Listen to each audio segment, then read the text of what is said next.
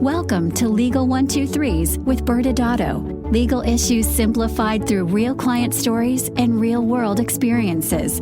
Creating simplicity in 3, 2, 1. Welcome back to another episode of the Legal 123s with ByrdAdatto. I'm your host, ByrdAdatto, with my co-host, Michael Byrd.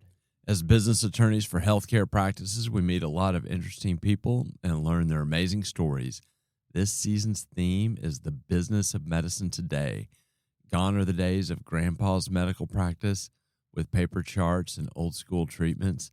Brad, we're going to confront the business and healthcare issues faced by a modern medical practice. Awesome. And for those in TV land watching, as you can see, our series regular and our partner, Jay Reyero, is here with us today.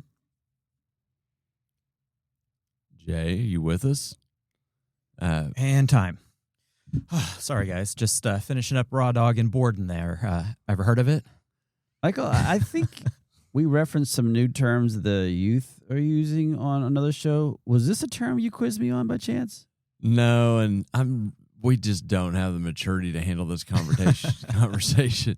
Context, y'all know I love context, right? It does matter to you. I've heard that once or twice. Context matters a lot right now on what our rating for this episode will be, because you got to be careful using the word raw dogging. Depending on your audience, it can mean a completely different thing than what I think Jay's referring to as he's staring off in space. Yes. So for me, as the resident social media expert in the firm, let me for those unaware, that is the trend where the challenge is to just sit idle. We're talking no devices, no books, no music, not even food or sleep. You just simply stay free of distractions for a period of time. Can be minutes, can be hours. And the videos show people just sitting there staring off into space, expressionless. Timer comes down, and it can be as long as you want. I mean, this is what all the Utes are doing. You just said Utes. Yeah, Utes. The Utes? Yeah, 2 Utes. For those that do not know what Utes is it's from the movie My Cousin Vinny when he talks about the 2 youths or Utes. And there it is. There's the old movie reference. There we go. You guys took us from culturally relevant to sounding old in a flash. All right. Well, let's bring relevance back then. Let's go back to raw dogging. And it didn't start with boredom. I'm pretty sure it started with raw dogging long flights. Yeah, another term that people might not be familiar with, but that's spending the entire flight staring straight ahead, accompanied by nothing but your thoughts. No music, no book, no movies, just you and your brain. Actually, I don't think it started with long flights, but we won't go there. I did ask my kids years ago when I had heard about raw dogging flights if they planned to raw dog a flight on one of our trips. And I was met very quickly with, "Dad, you can't say that." This, of course, made me say it more. My oldest, Christopher, without trying to be culturally relevant, actually does and always has raw dog flights. Since he was a kid, he will get on the plane and just sit there in his own world for hours.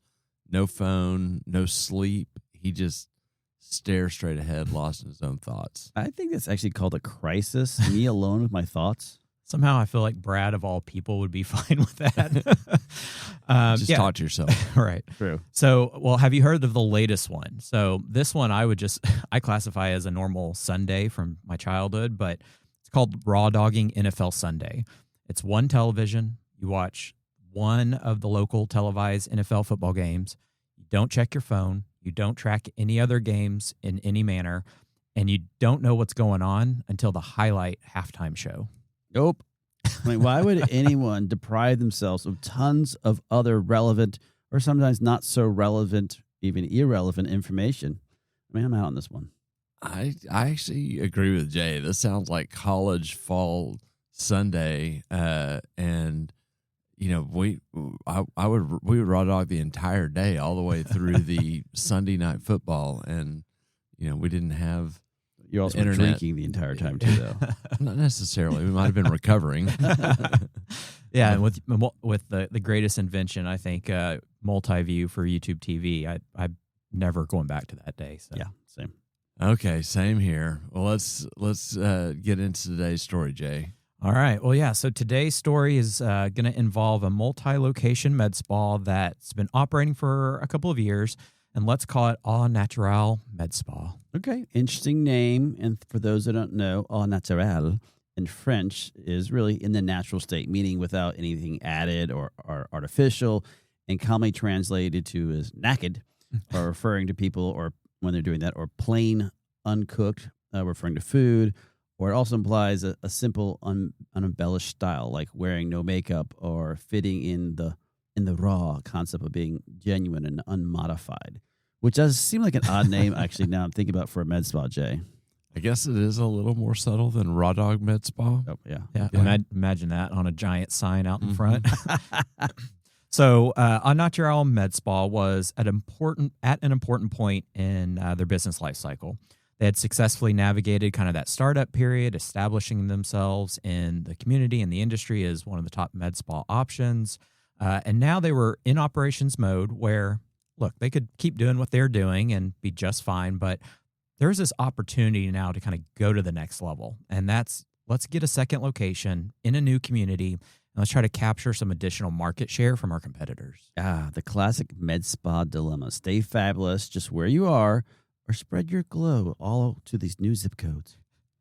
You should write their jingle for them. Yeah, I'm pretty good at this now. So they had to start looking inward to see kind of who they were and how they were viewed within the community, to kind of start gathering and generating ideas on strategy. And what they found was that they really weren't the best at keeping their patients engaged, and they really didn't distinguish themselves yet from all their competitors in other areas.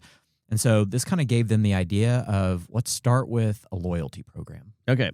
So, audience members, loyalty programs really have become a staple across many different industries, retail or restaurants, airlines. And because they tap into the simple truth of keeping the existing customer is often much more cost effective than having to go out and acquire new ones, which is why word of mouth remains one of the most effective and affordable marketing tools that's out there. And when patients are satisfied, they don't just come back. They'll, obviously, by word of mouth, tell their friends about you.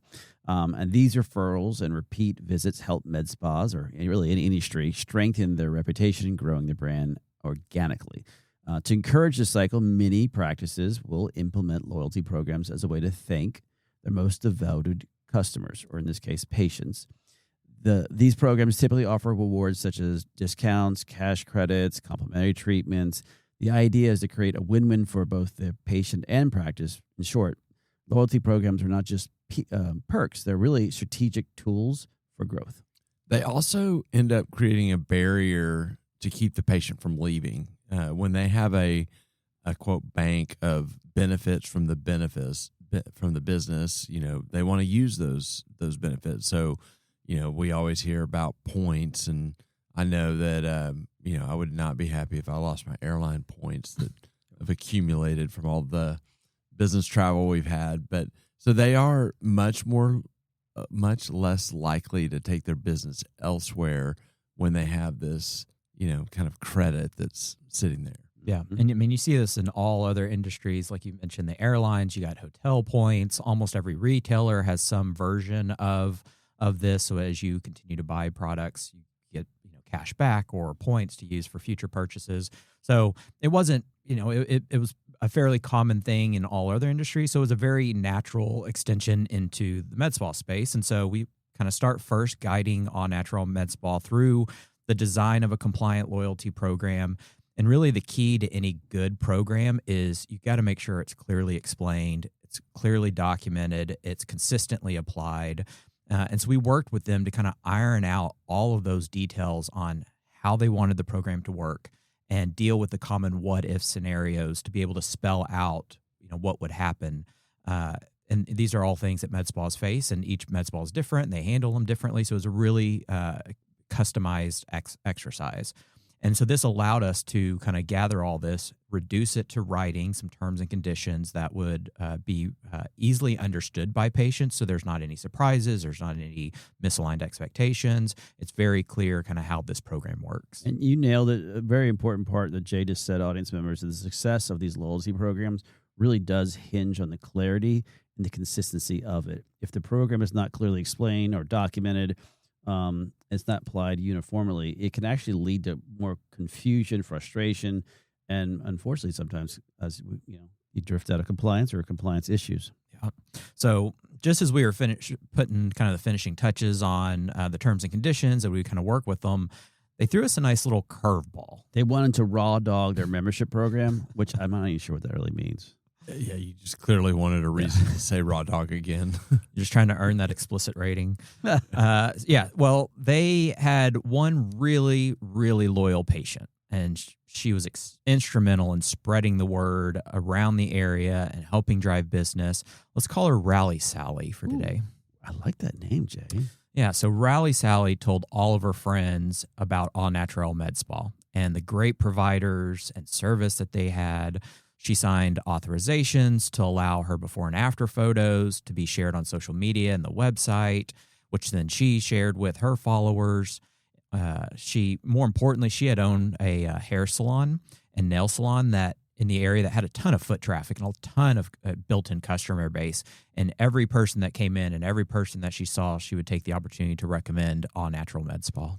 Well, I've seen this movie before, so if you're going to tell me next that they wanted to ask you how they could pay Rally Sally for referring all this business, I think we can actually just raw dog the rest of the podcast because the answer is no. Point for Michael. Mark that off the bingo card, audience. No, so they had been working with us long enough. They know the type of strategy would not be an easy solution.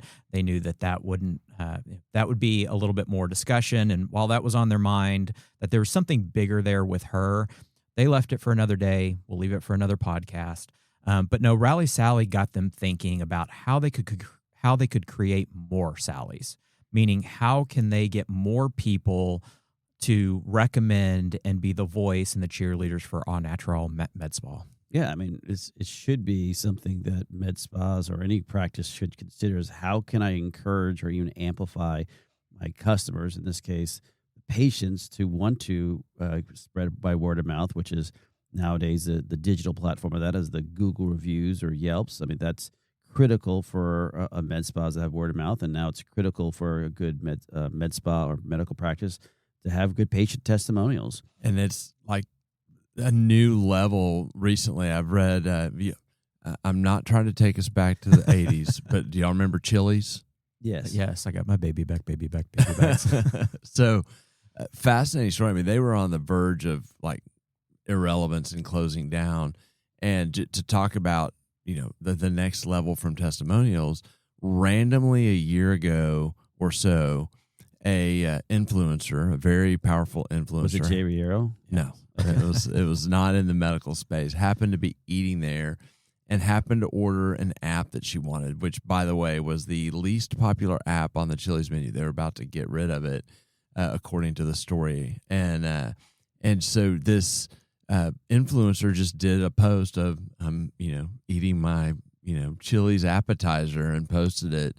And it went viral like all of her posts did. And so all of a sudden from that one thing, it became popular for the other influencers to go to Chili's. And in last year was like one of the record years for Chili's.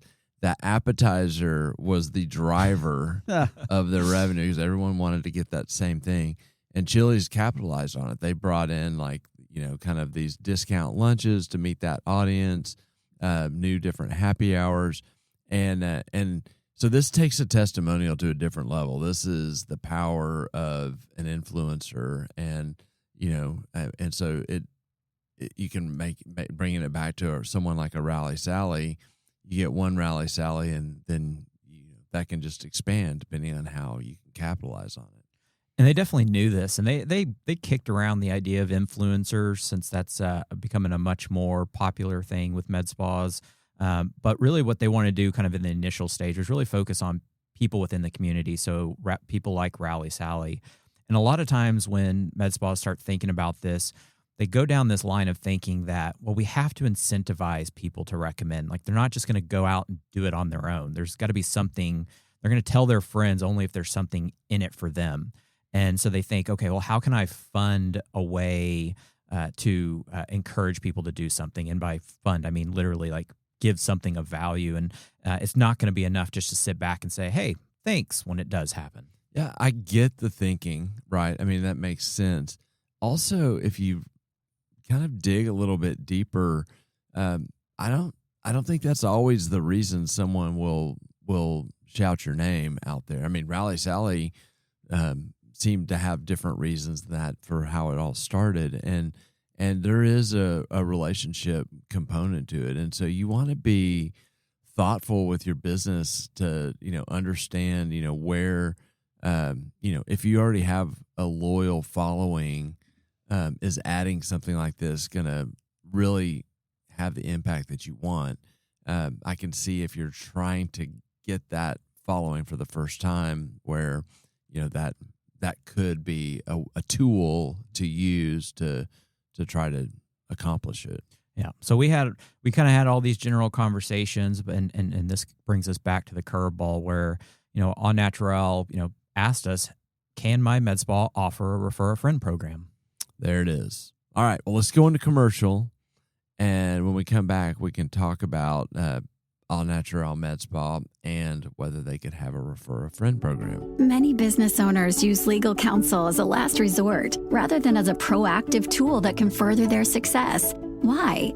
For most, it's the fear of unknown legal costs. ByrdAdatto's Access Plus program makes it possible for you to get the ongoing legal assistance you need for one predictable monthly fee. That gives you unlimited phone and email access to the legal team, so you can receive feedback on legal concerns as they arise. Access Plus, a smarter, simpler way to access legal services. Find out more. Visit ByrdAdatto.com today. Welcome back to Legal 123s with ByrdAdatto. I'm your host, ByrdAdatto, with my co-host, Michael Byrd, and we're still here with series regular, Jay Reyero, who is not raw dogging boredom anymore because he's been sharing a fun story with us, Michael. And for those who don't remember, the season's theme is the business of medicine today. Yeah, today we've been talking about All Natural Med Spa and their journey on trying to really create that stickiness with their patient base. And so, they had a loyalty program,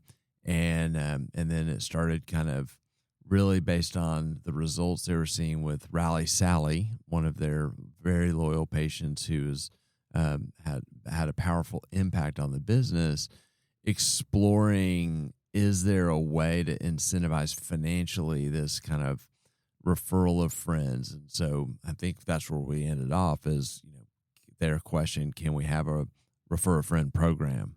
Yeah, and this is one of those questions that seems like it's going to be a fairly simple answer, but it becomes complex because and a nuanced discussion because, again, we're playing within the healthcare industry. And as we've said throughout the seasons and all the time, healthcare is highly regulated.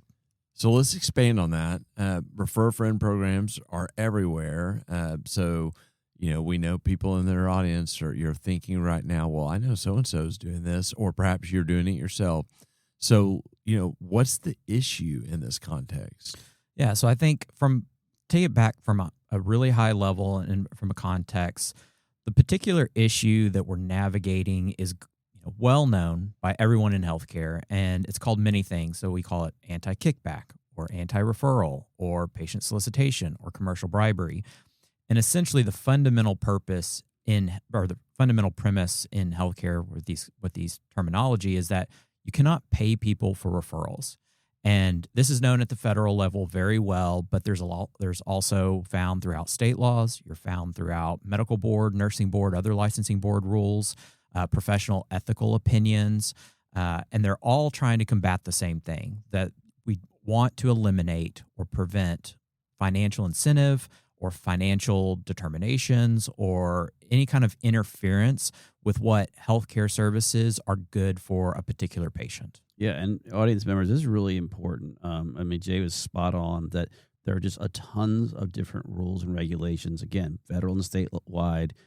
Your medical boards, your nursing boards, there's certain professional ethics that you have to consider that may prohibit these financial arrangements, because basically the idea is you're influencing the patient's care decision.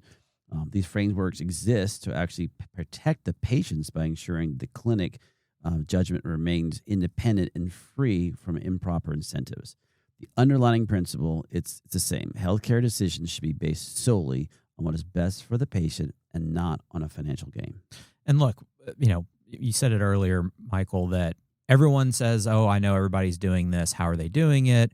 And, we always get the same question, well, why is this okay in other industries but not here? And the federal government acknowledges this. I mean, they expressly state that in some industries, it is acceptable to reward those who refer business to you. But in the federal healthcare programs, paying for referrals is a crime, and that bleeds down to all these different levels with that same line of thinking. And so, kind of on the federal level, we're all familiar and see the news of kickback investigations and the takedowns, and we're talking millions upon millions of dollars that are at issue here. And it's a lot of times very clearly illegal behavior, the way that the press releases and the opinions talk about. But when it comes to med spa, now we're in this world where it's cash paying patients. Patients are recommending. And so, I get and I acknowledge to anybody that I talk to that I understand the pushback of why that is wildly different than what we're talking about at the federal level. Yeah, I agree. I mean, it is tricky in aesthetics because the patient is making a choice to pay for those services. So, I mean, to your point, it intellectually does not make sense that you will have patients being taken advantage of, even going back to Brad's point, for services where they're paying cash. But despite all of this, the law doesn't always, follow nuance. They're broadly written, and most state laws would prohibit these types of programs because they're cash based. And so they're, at a minimum, you have to acknowledge in almost every state there's risk here. And now it gets down into the nitty gritty of quantifying that risk based on the program that's in place. But so to that point, Jay, let's talk about what an ideal program looks like for a med spa. Yeah, well, let's start with the first kind of non-negotiable, and that's any program that's going to try to reward patients for getting their friends in the door. You can't give away cash equivalents, gift cards to the med spa. Did you hear that, Brad? You just can't do anything on that direct level, a 1-for-1, a cash equivalent, or gift card. That's a non-negotiable, non-starter. So that's typically where I start. And it's important to understand that I said the word nuance, but our favorite word is that it's gray, right? It's a gray area. We're diving into that world of gray where the only way you could truly eliminate risk is to just not have any form of a refer a friend program. All right. Yeah. I mean, I hear you guys, but just hear me out here. What if I tape a manila envelope of cash on a park bench and I signal by marking X on a black Sharpie, maybe on a FedEx mailbox around the corner, and that just happens to go to Rally Sally? Clearly, he's not listening. Yeah, he clearly. Yeah. And is that what you were asking earlier? Yes. The famous what if questions we get. Brad, I think when the law says directly or indirectly or overtly or covertly, they were covering all scenarios. Covertly one. Brad Yeah, doesn't know just the meaning of gotcha. those words. Oh. So, Yes, we'll define them after the show. Thank you. So I think that movie situation probably isn't going to work, but we could try. But from a practical perspective, we don't really see a lot of standalone refer a friend programs where the sole purpose of the program we're trying to build is to reward this word of mouth or give back to Rally Sallies out there. In most of my untrained marketing experience with med spas, the patient loyalty programs are going to have the best chance of success, and then it's within that they're trying to add the component of the refer a friend. Yeah, and audience members, we you're probably like, okay, this is not helping us very much because we do want to help. And so a lot of times what we talk about is, and Jade has hit it, that is coming up with some type of loyalty program based on some type of point system. And this particular one can be flexible, but it needs to be compliant. So you can sign different types of treatments or different type of purchases with different kind of points. So for example, maybe if someone comes in and they get a Botox injection or a filler, that's 10 points, or they have some type of laser of some sort, maybe that's another 20 points. And again, you could keep messing with this, or the number of visits that you have over a time frame or whatever it is. each time you can add points to it, and maybe even have points, but points on a much lower scale. So maybe 10 points for Botox or 20 points for laser, but 2 points for referring a new patient, meaning that you're not putting a lot of weight in on that refer a patient program. And it's all cumulative, so that once a award is issued, it's not, again, flat per patient, I get this. And let's be clear, there's still risk. Like, yes. These laws are written to say if you give something of value for referring that patient, then you're going to fall within it. And so what we're trying to do when we talk through this is manage risk. Absolutely. And again, as I said earlier, the only way to eliminate risk is just don't do it. But the theory with your idea, Brad, which I agree with, is, okay, now we're talking about points, and we're talking about it being baked into a loyalty program where there's a lot of other stuff that goes into it, and it doesn't have a lot of value to it. And again, from a practical perspective, we're talking about elective medicine where the patient still has a choice in how they get their care. Mm-hmm. And so, the risk is, though technically there, on the lower end as you manage it that way. But I'm curious, Jay, what did All Natural Med Spa decide when it comes to the Refer a Friend program? Yeah, so they ultimately went the route that Brad described to design that program with the point system and everything that Brad walked through. Because, look, they recognize that Rally Sally was probably more the exception than the norm, that this Refer a Friend concept or program was not going to be significant enough to move the needle for most people to justify the risk that you're talking about that they would be taking of doing something, even trying to be more aggressive to incentivize more. So they just, at least in the beginning, they wanted to take more of a lower risk route, and so they designed it like Brad talked about. And there's always the ability to reshape things down the road if you actually experience a real opportunity from the Refer a Friend program. Yeah, and that makes sense. It reflects a thoughtful risk-reward approach, starting with a loyalty program that aligns with compliance principles is a smart way actually to build your patient engagement without introducing all these unnecessary exposures that we keep talking about from the state and federal perspective. It's also important to recognize that aggressive referral incentives often do not deliver enough value to justify the amount of risk that you may be taking, again, especially even in a med spa space with your boards. Keeping this program flexible, balancing actually helps because you can always change it and shift if you have to. But ultimately, what you're really trying to do is trying to find the best healthcare model that will meet where you are and where your patients are. And look, they didn't put all their eggs in one basket, in the Refer a Friend basket. They continued with other marketing branding ideas with the influencers and different ventures with Rally Sally. They start selling appetizers like Chili's. Well, we're getting close to the end, guys. Jay, what are some final thoughts you have? Yeah, so going back, this is a nuanced conversation that does take a little bit of discussion to understand. So I think for any med spa out there thinking about a Refer a Friend program, don't raw dog compliance. Well, compliance is an area that is critical. Obviously, you've heard us talk about that before. Not only to avoid legal and regulatory exposure, but also to uphold the integrity, trust of the patients that they place in their providers. Michael, final thoughts? Yeah, somewhat similar to Jay's, but different. If you go Brad's route and give cash for a referral to Rally Sally. What? You asked that question. Yes, you did. And so if you go that route, you might have an orange jumpsuit on and learn what the other meaning of raw dogging is. Oh, no.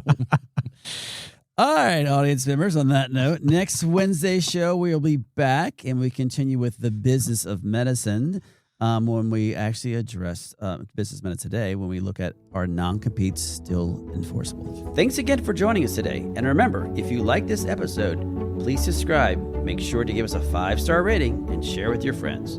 You can also sign up for the ByrdAdatto newsletter by going to our website at ByrdAdatto.com. ByrdAdatto is providing this podcast as a public service. This podcast is for educational purposes only. This podcast does not constitute legal advice, nor does it establish an attorney-client relationship. Reference to any specific product or entity does not constitute an endorsement or recommendation by ByrdAdatto. The views expressed by guests are their own, and their appearance on the program does not imply an endorsement of them or any entity they represent. Please consult with an attorney on your legal issues.